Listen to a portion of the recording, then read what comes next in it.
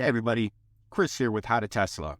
So, being that it's a snowy, wintry day, I thought I would talk to everybody about driving a Tesla in the wintertime, specifically when the roads are bad. It's not like driving a typical car. So, first and foremost, the most important thing, and this goes actually for every vehicle, is going to be your tires are the most important thing. You definitely want good winter or all-season tires to keep the traction as you're moving. I would rather have a two-wheel drive car with great tires than an all-wheel drive car or even a four-wheel drive car with crappy tires. Reason being, you're going to get much more traction and be much safer with the newer tires than you would in all-wheel or even four-wheel drive if your tires are balding or you have summer or performance tires. You're just not going to get the grip to safely travel down the road.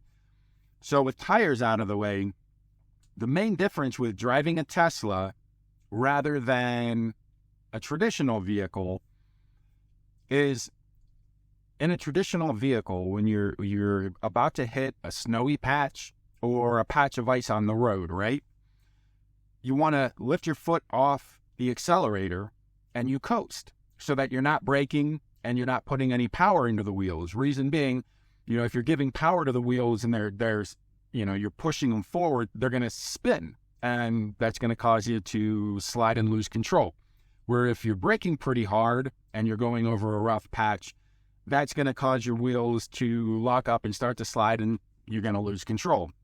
Now in a Tesla, if you take your foot off the accelerator as if you were going to coast in a traditional vehicle, it's actually going to implement the regenerative braking in your car, which is going to cause you to slide and lose control.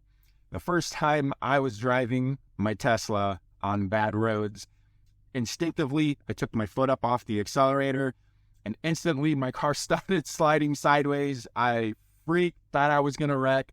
Thank goodness, regained control, was good to go. But it taught me a really valuable lesson.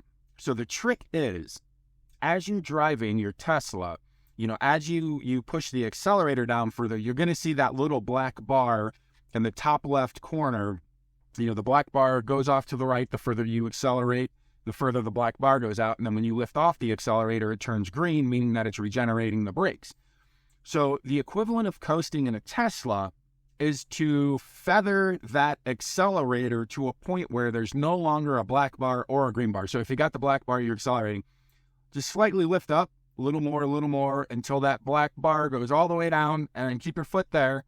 And now you're essentially doing the equivalent of coasting, where you're not giving much power to the wheels and you're not braking the wheels. You're at a safe point where you have a higher likelihood of not sliding or losing control. It's very non-intuitive the first few times you do it because you are so used to a traditional vehicle where you take your foot off and you coast and you grip your steering wheel and you hope you make it. Don't do that in a Tesla because you will lose control. Other than that, another good point for people to remember, a lot of the Teslas are all-wheel drive. And that's not necessarily going to give you a whole bunch of benefits as far as staying on the road once you're moving. The biggest benefit to all-wheel drive is when you come to a stop, like a stop sign or a stoplight.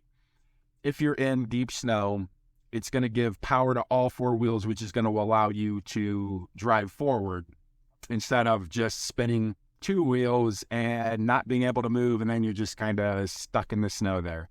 That's the big benefit of all-wheel drive. So with that said, to any beginners driving in the winter or any people new to Tesla, a couple points that, I hope you keep in mind, and I hope you guys stay safe out there. And with that, I hope you enjoyed the video. See you next one. Thanks.